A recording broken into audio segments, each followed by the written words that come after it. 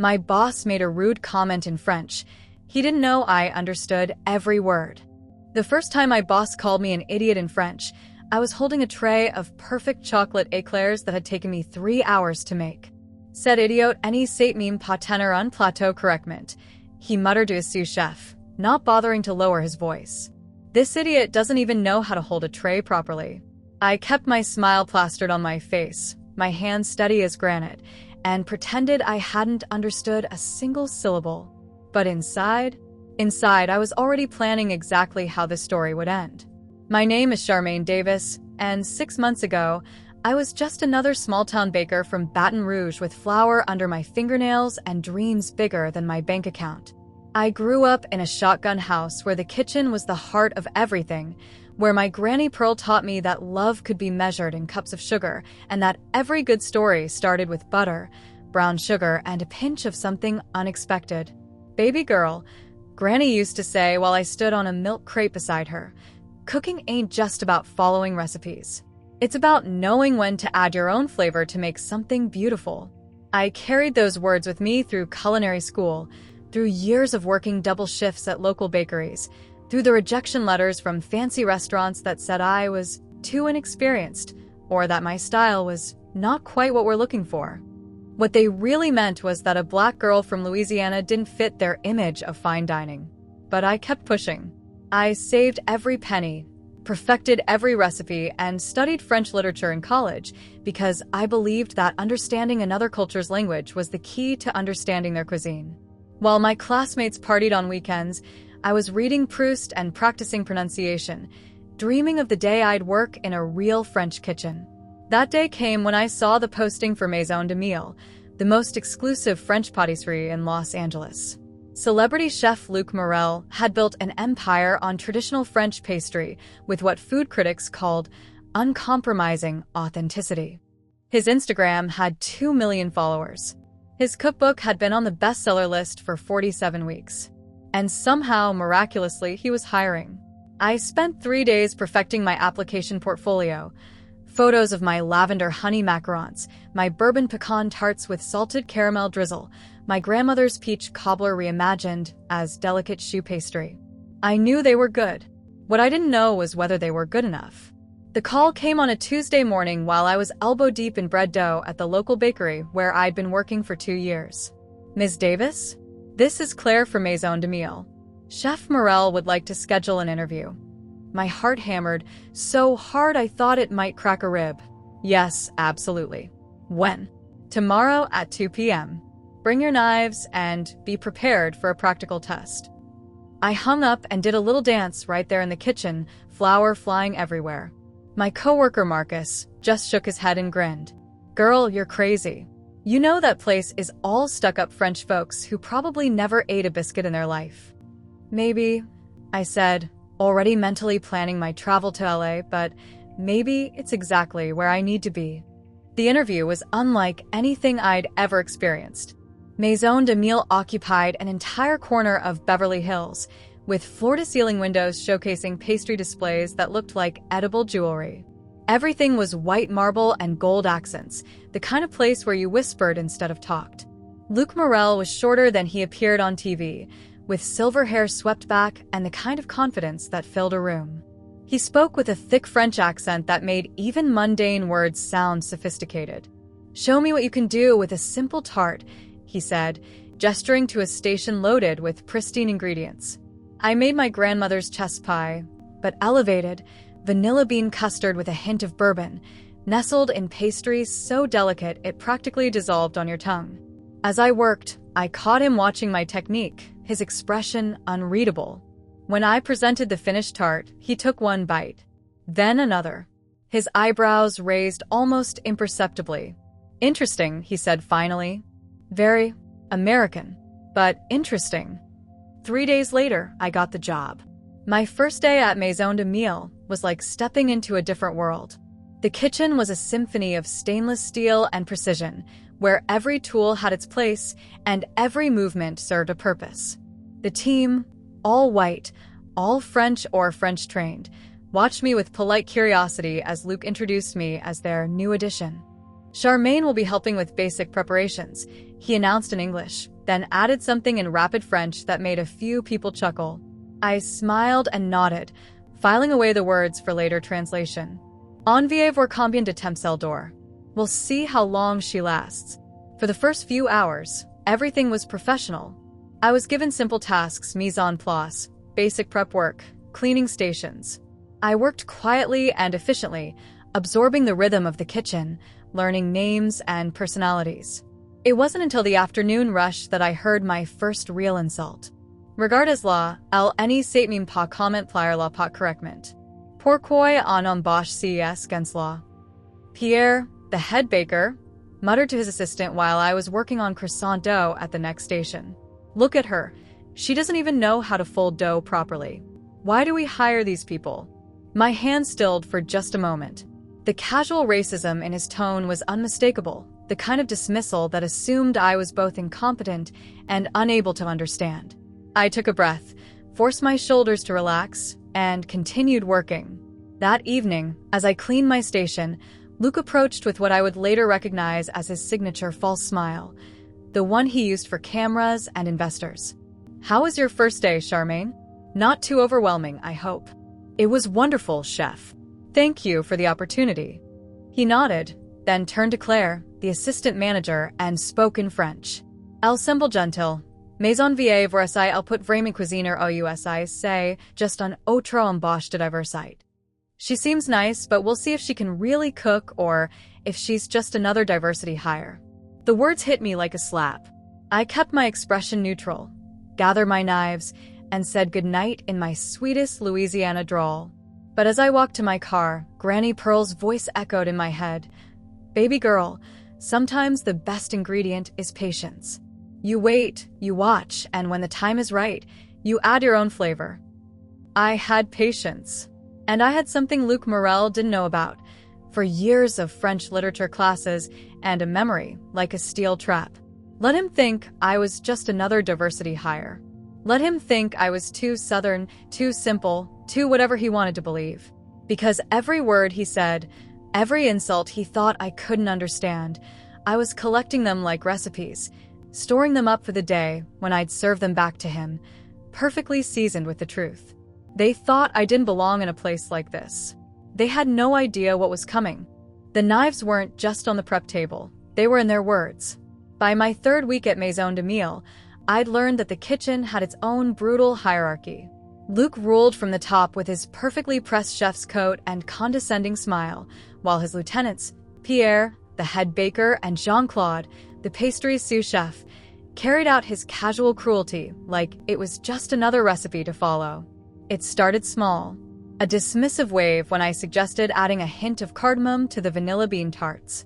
A theatrical sigh when I asked about experimenting with brown butter in the financiers. But as the days passed, the comments grew sharper, more deliberate. Your technique is too rustic, Luc would say in front of clients during kitchen tours, gesturing vaguely at my station. Charmaine handles our basic preparations. Very, how you say, authentic American style. The way he said authentic made it sound like a disease. To the customers, he painted me as some kind of folk artist who'd wandered into his temple of sophistication by accident. But it was what he said in French that really stung. Cette fille doit avoir appris la pâtisserie en prison. Regardez comme elle malaxe la pâte, comme un animal. He'd chuckle while showing a food blogger around the kitchen. This girl must have learned baking in prison. Look how she kneads the dough like an animal. I kept my face blank, my hands steady, my southern accent thick as molasses when I politely answered the blogger's questions about my simple country techniques. But inside, I was keeping score. Every insult, every dismissive gesture, every time he told someone I was just helping with prep work, I cataloged it all. And I worked twice as hard to prove him wrong. I came in an hour early every morning, perfecting my lamination technique until my croissants were lighter than air. I stayed late, working on flavor combinations that would make his precious traditional recipes look boring. When he criticized my heavy-handed approach to pastry cream, I spent 3 nights straight practicing until I could pipe decorations so delicate they looked like lace. Girl, you're gonna work yourself to death. Marcus texted me after I'd been there a month. I'd sent him pictures of my latest creations, bourbon pecan tarts with a mirror glaze that reflected the kitchen lights like liquid gold. But I couldn't stop. Every perfect palmier, every flawless macaron was a small rebellion. Every time a customer complimented something I'd made, only to have Luke smoothly redirect the praise to our team's traditional techniques, I felt my resolve harden like burnt sugar. The breaking point came when Los Angeles Food and Wine magazine announced their annual Rising Stars dessert competition. The entry fee was steep, but the winner would get a feature spread and industry recognition that could launch a career. I'd been working on my grandmother's bourbon pecan pie, elevating it with techniques I'd learned at Maison de Miel.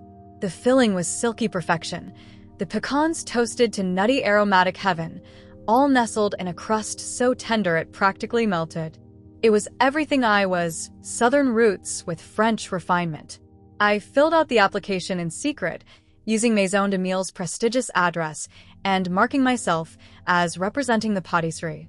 It wasn't technically lying, I did work there, and I was using their kitchen equipment during my off hours.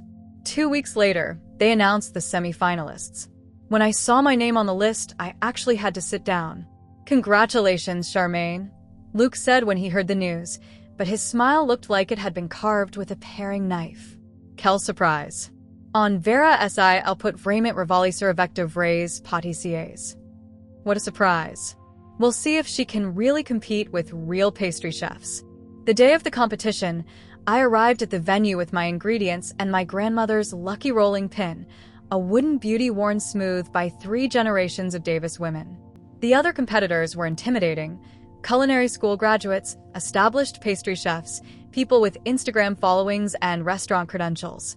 I was just the girl from Baton Rouge with flour under her fingernails. But when I started working, something magical happened. My hands moved with confidence born from years of practice, from late nights perfecting techniques, from the muscle memory of making this same pie hundreds of times in Granny Pearl's kitchen. The bourbon added depth, the pecans provided texture, and the custard base sang with vanilla and brown butter. When the judging started, I held my breath. 3rd place. Bronze medal. My name announced over the speaker system as representing Maison de Miel. The room erupted in polite applause, but all I could hear was my own heartbeat. I'd done it. I'd actually done it. The real victory came in the weeks that followed. Food bloggers started calling the restaurant, asking specifically about the girl with the accent who made that incredible bourbon pecan pie. Customers who'd been at the competition told their friends. Reservations started including special requests for desserts by the Southern chef. Luke's jaw got tighter every time someone asked about me specifically. Les gens n'y comprennent pas la vraie pâtisserie française. Ils violent juste la nourriture de comfort américaine, he'd muttered to Pierre when he thought I wasn't listening. People don't understand real French pastry. They just want American comfort food. But I noticed he'd quietly added my bourbon pecan tart to the menu, under his name, of course. The attention was intoxicating, but it also made me a target. Luke's comments got sharper, his criticism more public. He started assigning me the most tedious prep work, keeping me away from anything that might showcase my skills. Little did he know, I was just getting started. Every insult, every joke, I started writing it down. The little leather journal had been a graduation gift from Granny Pearl, embossed with my initials in gold. She'd intended it for recipe notes and culinary inspiration. Instead, it became my evidence log. October 15th, 2:30 p.m., Luc to Pierre. Elle n'y comprendra jamais la subtilité de la pâtisserie française. She'll never understand the subtlety of French pastry. Present, Jean-Claude, 2-line cooks. October 18th, 9:45 a.m., Pierre to new intern. Ne demandes pas conseil à la fille noire any sait que faire de desserts de campagne. Don't ask the black girl for advice. She only knows how to make country desserts. Present, Luc, nodding agreement. Claire. October 22nd, 4:15 p.m., Jean-Claude to delivery driver. La chef adjoint? Elle? Non. Elle n'est que la domestique que fait semblant. The assistant chef? Her? No. She's just the maid pretending. Present, Luc, laughing. 3 kitchen staff. Each entry was dated, timed, and witnessed. Each one made my resolve burn a little brighter. I'd started carrying my phone everywhere, keeping the voice memo app ready. The beauty of their arrogance was that they never suspected I understood. They spoke freely, carelessly, like I was just another piece of kitchen equipment that happened to have ears. The opportunity I'd been waiting for came on a gray November morning when Sophia Chin from Culinary Arts Quarterly arrived for what Luke had been calling the interview that would change everything. Sophia was the kind of food critic who could make or break careers with a single review. Her quarterly features on emerging culinary talent had launched dozens of successful careers. When her assistant called to schedule a tasting and kitchen tour, Luke had practically glowed with excitement. "This is our moment," he told the staff that morning, straightening his chef's coat with military precision. "Today, we show America what real French pastry looks like." I made sure my phone was fully charged. The tasting started at 2 p.m. sharp. Sophia was elegant and professional, taking careful notes as Luke presented each course with theatrical flair. She tried the classic millefeuille, the seasonal fruit tarts, the signature macarons that had made Maison de Miel famous. "And this," Luke said, presenting my bourbon pecan tart with a flourish, "is one of our traditional offerings. Very, how you say, accessible to American palates." I watched Sophia's eyebrows rise slightly as she tasted it. She chewed thoughtfully, made a note, then looked around the kitchen. "This is extraordinary," she said. "The flavor profile is so sophisticated. Who developed this recipe?" That's when I hit record. Well," Luke replied with false modesty. "C'est un travail d'équipe vous saves." "Bien sûr, cette fille là-bas." He gestured dismissively toward me. "Elle est juste ici pour avoir l'air diverse. J. de tuel puis meme épeler ganache correctement. Mais nous prenons SESID simples et nous les commented on nous les civilisations." It's a team effort, you know. Of course, that girl over there. She's just here to look diverse. I doubt she can even spell ganache correctly. But we take her simple ideas and we civilize them. The temperature in the room seemed to drop 10 degrees. Sophia's pen stopped moving. Her smile became fixed, polite but noticeably cooler. "I see," she said carefully. "And Charmaine, that's her name, correct? She contributed to this recipe?" "Peut-être les ingredients de base," Luke continued, oblivious to the change in atmosphere. "Mais la vraie technique, la sophistication, c'est notre expertise française." Maybe the basic ingredients, but the real technique, the sophistication, that's our French expertise. I kept my expression neutral, continued piping éclairs like I hadn't heard a word. But my phone captured every syllable. The rest of the interview was notably brief. Sophia asked perfunctory questions, sampled the remaining desserts with polite efficiency, and wrapped up 30 minutes earlier than scheduled. As she prepared to leave, she stopped by my station. "Your éclairs are beautiful," she said quietly. "Perfect piping technique." "Thank you, ma'am. Just trying to keep up with everyone else." She studied my face for a moment, then discreetly slipped me her business card. "Call me if you ever want to talk. About anything." After she left, Luke was practically bouncing with excitement. Elle était impressionnée. J. Polidire. Nous serons dans le magazine pour ça. She was impressed. I can tell. We'll be in the magazine for sure. 2 weeks later, a different kind of call came through the main line. Maison de Miel. This is Claire speaking. "Hi, this is Jennifer Walsh from Heritage Publishing. I'd like to speak with Chef Morel about a potential cookbook opportunity." Claire nearly dropped the phone. Heritage Publishing was the holy grail.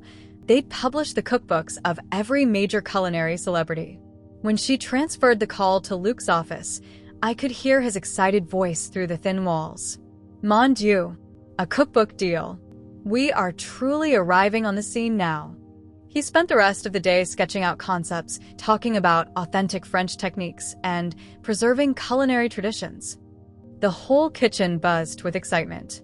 What Luke didn't know, what none of them knew, was that 3 days earlier, I'd had a very different conversation with Jennifer Walsh. "Sophia Chin gave me your number," Jennifer had said when I called her back. using the card Sophia had discreetly passed me. She thinks you have a story worth telling. Something about Southern fusion pastry techniques? She mentioned you might be interested in writing a cookbook. My heart had stopped. A cookbook? Me? Your bourbon pecan tart was exceptional, according to Sophia. She thinks there's a whole untapped market for elevated Southern desserts. Would you be interested in discussing a proposal? I looked around my tiny apartment, at the walls covered with my grandmother's recipes, at the notebook filled with my own flavor experiments. Yes, I said. I think I would. Now, watching Luke celebrate what he thought was his own triumph, I felt that familiar burn of anticipation. Let him plan his traditional French cookbook. Let him dream of fame and recognition. I had other plans entirely. He thought he was using my recipes. Bless his heart. The announcement came on a Monday morning, delivered with all the pomp and circumstance Luke could muster. He gathered the entire kitchen staff around the central prep island, his chest puffed out like a peacock in chef's whites. Mess Amos, he began, switching to English for dramatic effect. I have extraordinary news. Heritage Publishing has offered Maison de Miel an exclusive cookbook deal. We will be showcasing the finest of French pastry traditions to America. The kitchen erupted in applause. Pierre beamed.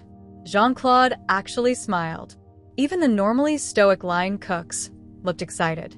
This cookbook, Luke continued, pulling out a leather portfolio, will feature our most beloved recipes. The classics that have made us famous, yes, but also some of our more comment-did-on accessible offerings for the American market. My hands stilled on the dough I was kneading. I knew exactly which accessible offerings he meant. Charmaine, he called out, and every head turned toward me. Your little bourbon pecan tart will be included. And perhaps that bread pudding with the, what do you call it, praline sauce? Very charming, very authentic American. The way he said it made my contribution sound like quaint folk art someone had found at a roadside stand. The other chefs chuckled appreciatively. Of course, Luke added with that razor blade smile of his, all recipes will be refined to meet our standards, elevated to proper French technique. But the inspiration, c'est très généreux, no? I plastered on my biggest, most grateful smile. Oh my goodness, Chef Morel, that's such an honor. I can't believe my little old recipes will be in a real cookbook. I laid the accent on thick, playing the part of the starstruck country girl who didn't know any better. Luke practically glowed with magnanimous satisfaction. Bien sûr, he said. We take care of our team here. What Luke didn't know, what none of them knew, was that 6 months earlier, right after my first week at Maison de Miel, I'd done something that my business law professor would have called protecting your intellectual property. I'd trademarked everything. Every recipe I'd brought from Louisiana, every variation I developed in my own kitchen, every single one of my grandmother's adapted creations, all registered under Charmaine's Table LLC, a business entity I'd quietly established the day after I got hired. The bourbon pecan tart with brown butter crust? Mine. The bread pudding with praline anglaise? Mine. The cornbread millefeuille that customers had been raving about? Definitely mine. Even the names I'd given them were protected. Granny Pearl's Bourbon Dreams, Louisiana Lightning Bread Pudding, Sweet Home Millefeuille. I'd learned the hard way that in the culinary world, recipes could disappear faster than sugar in hot butter. Too many talented cooks had watched their creations get stolen by employers who assumed their staff was too naive or too powerless to fight back. But I wasn't naive, and I definitely wasn't powerless. That evening, after Luke finished his victory lap around the kitchen, I sat in my apartment with my laptop open and my evidence files spread across the coffee table. The audio recording from Sophia Chen's visit was crystal clear on my phone. My trademark documents were neatly organized in a folder marked, just in case.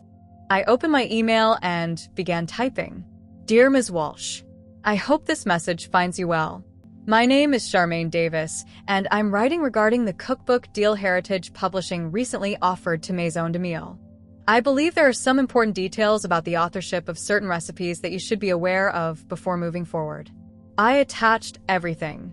The trademark certificates, the original recipe cards in my grandmother's handwriting, the development notes from my own kitchen experiments, photos showing the evolution of each dish from my Louisiana originals to the refined versions now being served at Maison de Miel. And then, the piece de resistance, the audio file of Luc's charming commentary during Sophia's interview, complete with a time-stamped transcript I'd had professionally translated. I thought you might find Chef Morel's candid opinions about his team collaboration particularly illuminating, I wrote. Especially his thoughts on my ability to spell ganache. I hit send at 11:47 p.m. Then I waited. The first sign that something had shifted came 2 days later. Luc's calls to Heritage Publishing started going to voicemail. His emails received polite but vague responses about reviewing the project details and ensuring all legal requirements are met. By day 4, he was pacing the kitchen like a caged animal, muttering in French about American bureaucracy and publishing complications. "Ils any comprenant pas l'urgence artistique," he complained to Pierre. "Nous avons de delay our spectre." They don't understand artistic urgency. We have deadlines to meet. On day 7, my phone rang. "Ms. Davis? This is Jennifer Walsh from Heritage Publishing. I wonder if you might be available for a meeting tomorrow? Say, 2 p.m. at our Beverly Hills office." "Of course," I said, my heart hammering. "Should I bring anything?" "Just yourself. We have everything else we need." I called in sick the next day, which wasn't entirely a lie. My stomach was doing backflips that would have impressed an Olympic gymnast. Heritage Publishing's offices were sleek and modern, all glass and polished concrete. Jennifer Walsh was younger than I'd expected, with sharp eyes and a firm handshake. "Please sit," she said, gesturing to a conference table where several familiar documents were spread out. "I have to say, Ms. Davis, your submission was quite illuminating. I hope I haven't caused any trouble," I said carefully. Jennifer smiled, a real smile, not the artificial kind I'd grown used to at Maison de Miel. "On the contrary, you've solved several problems we didn't even know we had." She slid a mock-up across the table. It was a cookbook cover, elegant and warm, featuring a gorgeous photo of my bourbon pecan tart garnished with candied pecans and a drizzle of salted caramel. At the top, in beautiful script lettering, were the words, "Sweet Home, Southern Comfort Elevated." At the bottom, in bold, confident font, by Charmaine Davis. My hands shook as I picked it up. This is real? Very real. We'd like to offer you a contract for a full cookbook featuring your Southern fusion desserts. The advance is substantial, and we're thinking of this as the launch of a whole new line of regional American cuisine cookbooks. I stared at the cover, and my name printed there like it belonged. What about Chef Morel? What about Maison de Miel? Jennifer's expression hardened slightly. "Let's just say that after reviewing all the materials you provided, we've decided to pursue a different direction. Chef Morel's management style doesn't align with our company values." She leaned forward, her voice dropping conspiratorially. "Between you and me, that audio recording was damning. We had no idea we were potentially partnering with someone who held such problematic views about his own staff." I thought about Luc, probably sitting in his office right now, still waiting for Heritage Publishing to call him back. "So, what happens now?" I asked.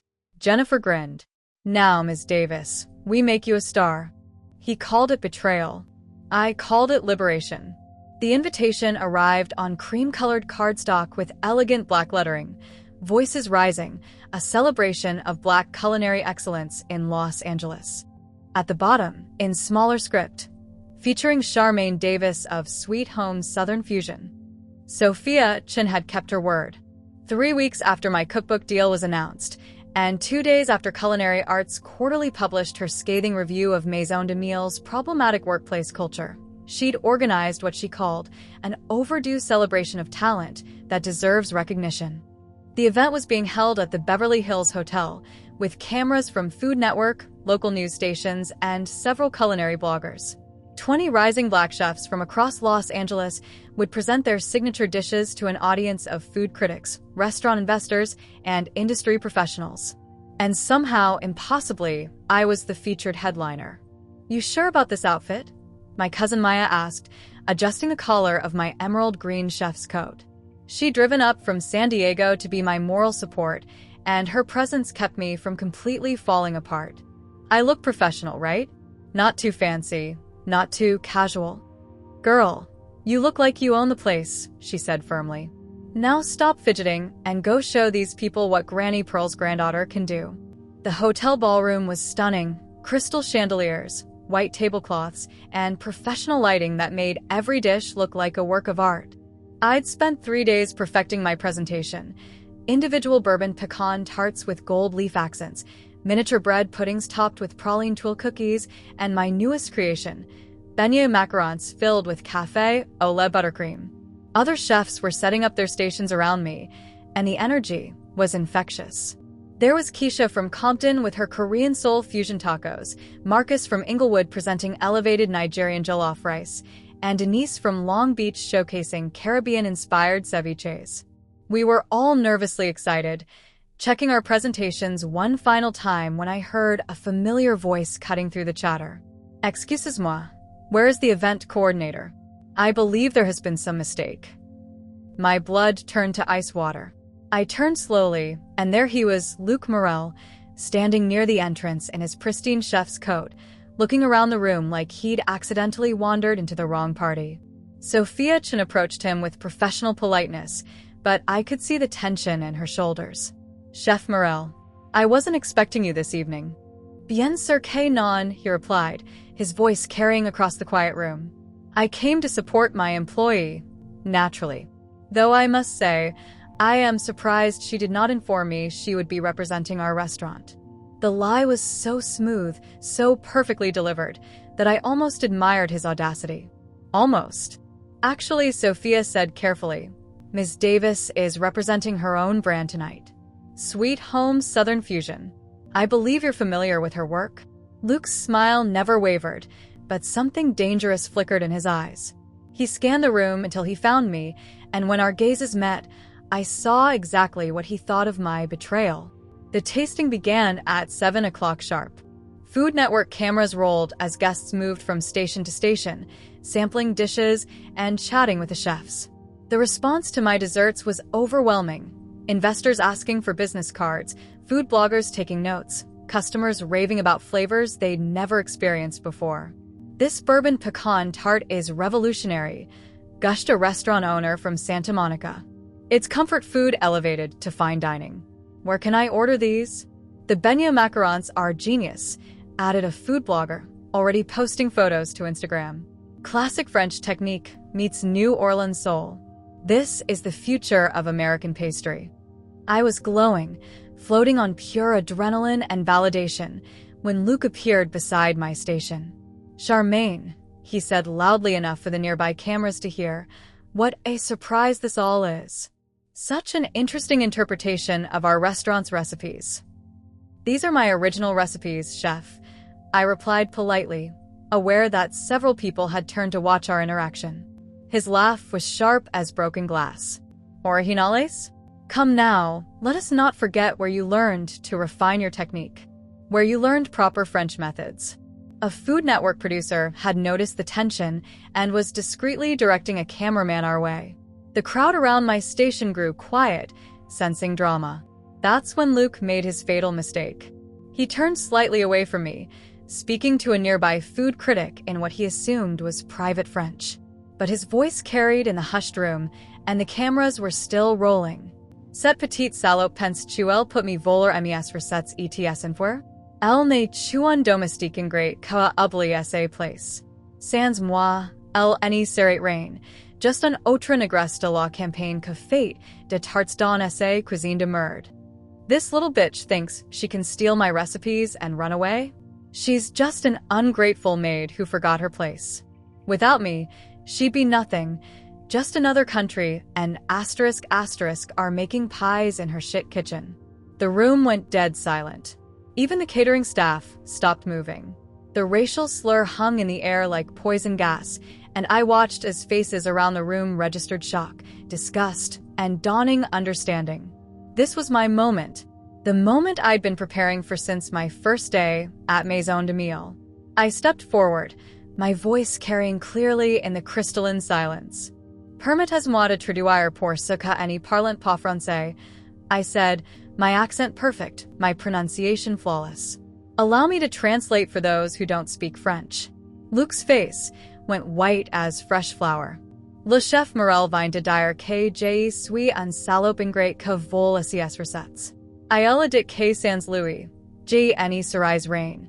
Just un autre? I paused, letting the weight of what came next settle over the room. Un autre negreste la campagne que fait de tartes dans sa cuisine de merde. Gasps echoed around the ballroom. Phones appeared as people started recording. The Food Network cameras captured every second of Luc's complete mortification. For 6 months, I continued, switching back to English, my voice steady and strong. Chef Morel has been making comments like this in French, assuming I couldn't understand. He's called me an idiot, said I learned to bake in prison, claimed I'm just a diversity hire who can't even spell ganache. And now, at an event celebrating Black culinary excellence, he uses a racial slur to describe me in what he thought was a private conversation. The silence that followed was deafening. You could hear the click of camera shutters, the soft whir of video recording, the whispered conversations starting at the edges of the crowd. Luc opened his mouth, closed it, opened it again like a fish gasping for air. His face had gone from white to red to an alarming shade of purple. There has been a misunderstanding, he stammered. No misunderstanding, I said clearly. Just truth. Finally. Sophia Chen stepped forward, her press credentials clearly visible. Chef Morel, would you care to make a statement for the record? But Luc was already pushing through the crowd, fleeing toward the exit like his perfectly pressed chef's coat was on fire. The room erupted in shocked chatter, but all I felt was relief. Clean, pure, liberating relief. After 6 months of swallowing insults and biting my tongue, I had finally spoken my truth. And everyone was listening. Turns out, the best revenge is served with vanilla bean buttercream. 6 months after the Beverly Hills Hotel incident, which had become known in food industry circles as the translation heard round the world, I stood in the doorway of my own bakery, breathing in the scent of brown butter, cardamom, and possibilities. Charmaine's table occupied a sun-drenched corner space in Culver City, with floor-to-ceiling windows that let the California light pour over reclaimed wood tables and mismatched vintage chairs. The walls were painted the warm yellow of my grandmother's kitchen, and mason jars filled with seasonal flowers dotted every surface. It was everything Luc had sneered at as too rustic, too American, too unsophisticated. It was perfect. Boss lady, called out Keisha, my head baker, and the same brilliant chef I'd met at the Beverly Hills event. The peach cobbler croissants just came out of the oven, and there's already a line forming outside. I grinned, tying my apron, emerald green with Sweet Home, embroidered in gold script. Through the window, I could see the line she meant, 20 deep and growing, with several familiar faces from the entertainment industry mixed in with local families and food bloggers. The viral video from the hotel had done more than just destroy Luc's reputation. It had made me a symbol of something bigger. The footage of me calmly translating his racist tirade had been viewed over 2 million times. Food and Wine magazine put me on their cover with the headlines speaking truth to power. The Today Show flew me to New York for an interview about workplace discrimination in professional kitchens. But the real victory was this: my own space, my own rules, my own name on the door. 5 minutes to opening, announced Marcus, my sous chef who'd followed me from that little bakery in Baton Rouge. You ready for another crazy day? I looked around at the display cases filled with my creations, praline macarons that dissolved like sweet dreams on your tongue, cornbread millefeuille that somehow made perfect sense, bread, pudding croissants that had already been featured in 3 different food blogs this week. Every item told a story of where I'd come from and where I was going. Born ready, I said. The first customer through the door was Mrs. Patterson, a retired teacher who'd become a regular. She ordered her usual, 2 bourbon pecan tarts and a lavender honey scone, and lingered at the counter like she always did. Charmaine, honey, she said, lowering her voice conspiratorially. I drove past that fancy French place yesterday. Maison whatever. barely had any cars in the parking lot. I arranged her pastries in one of our signature turquoise boxes, trying not to smile too obviously. Reports about Maison de Miele's declining business had been trickling back to me for months. 3 of Luke's best pastry chefs had quit after the hotel incident. Food critics had stopped featuring the restaurant in their recommendations. The cookbook deal had evaporated faster than steam from a hot oven. "That's unfortunate," I said diplomatically, though we both knew I didn't mean it. "Unfortunate my foot," Mrs. Patterson snorted. "That man got exactly what he deserved. You treat people badly, eventually it comes back to bite you." By noon, we'd sold out of the morning's first batch of everything. I was in the kitchen, pulling a fresh tray of my signature beignet donuts from the fryer, when Maya burst through the back door waving her phone. "Char, you're not going to believe this." "What now?" I asked, dusting the donuts with powdered sugar that looked like fresh snow. "Sweet Home just hit #1 on the New York Times bestseller list. Your cookbook is officially the fastest-selling debut cookbook of the year." I nearly dropped the tray. My cookbook, Sweet Home, Southern Comfort Elevated, had been released 3 months ago to what publishers called unprecedented demand. The advance orders alone had been enough to secure this bakery space. But #1 on the Times list? That was beyond my wildest dreams. "And there's more," Maya continued, scrolling through her phone. "You know that cooking show Rising Stars has been trying to get you on? They just upped their offer. They want to do a whole episode filmed here at the bakery." I leaned against the prep counter, momentarily overwhelmed. Sometimes the speed of my transformation from invisible kitchen worker to celebrated chef still took my breath away. A soft knock on the back door interrupted my thoughts. Through the glass, I could see a familiar figure, older, grayer, wearing civilian clothes instead of chef's whites. Luke. Maya tensed beside me, but I felt surprisingly calm. I opened the door. "Charmaine," he said quietly. He looked tired, smaller somehow without his kitchen armor of authority and arrogance. I wanted to speak with you." "Okay," I said simply. He glanced around the bustling kitchen, at the organized chaos of a successful bakery in full swing, at the wall where my Times bestseller certificate hung next to a photo of me with Oprah. "I came to," he struggled with the words, "to apologize. What I said that night was how you really felt." I finished gently. "You just didn't expect me to understand it." He flinched. "I was wrong. About you, about your abilities, about everything. You have built something remarkable here." I studied his face, looking for traces of the man who'd made my life miserable for 6 months. All I saw was someone who'd lost everything because he'd forgotten that respect was supposed to flow both ways. "Thank you," I said. "That means something." "Is there?" He hesitated. "Is there any chance you might consider?" "No," I said, not unkindly. "There isn't." He nodded, unsurprised. "I understand. I wanted you to know that I know I was wrong." After he left, I stood in my kitchen, my beautiful, bustling, successful kitchen, and thought about Granny Pearl's old lessons about patience and rising dough. Some things, she used to say, needed time to become what they were meant to be. You couldn't rush good bread, couldn't force a perfect rise. You had to trust the process, trust your ingredients, trust that the heat would come at exactly the right moment. I'd learned the art of waiting, of letting insults ferment into fuel, of allowing small humiliations to transform into sweet, sweet victory. The timer chimed, and I pulled another batch of croissants from the oven, golden, flaky, perfect. Through the pass-through window, I could see the dining room full of happy customers, the walls lined with reviews and accolades, the window display that had attracted a line that now stretched around the block. This was my kitchen. My name, my story, and it tasted exactly like triumph.